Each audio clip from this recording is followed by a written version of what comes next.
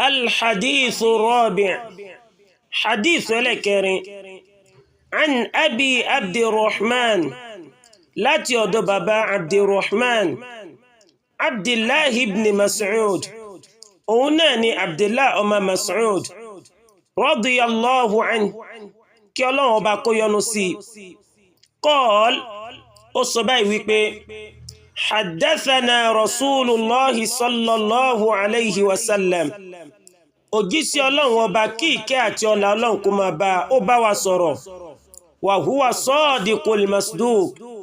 tó sì jẹ́ olódodo tí wọ́n sì gbà lódodo inna ahadakum yujma'u khalquhu fi batni ummihi 40 yawman nutfa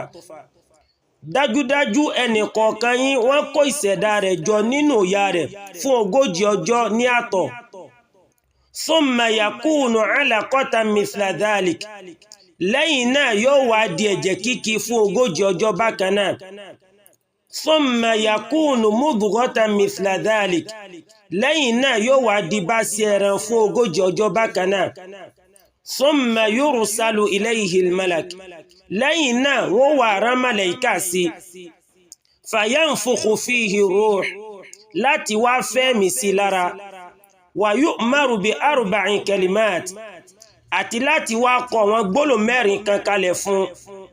bi katbi rizki láti wá kọ ariziki ìjẹ̀mú rẹ̀ sílẹ̀ wa ajali àti ìṣẹ̀mí rẹ̀ wa amali àti iṣẹ́ rẹ̀ wa shakiyyun aw sa'id àti yóò jẹ́ olórí bú ni àbò lórí rẹ̀ fa wallahi alladhi la ilaha ghayru mo fi Ọlọ́run ọba tí ò sọ́ba mí lẹ́yìn rẹ̀ mo fi búra inna ahadakum la ya'malu bi amali ahli aljanna dájúdájú ẹnì kọ̀ọ̀kan yín yóò máa ṣiṣẹ́ iṣẹ́ ọmọ àlùjánnà hatta ma yakunu baynahu wa baynaha illa dhira' títí tí ó fi kù láàrin rẹ̀ àti ikú ní ohun tí ò ju ìgúnpá lọ fayasbiqu alayhi alkitab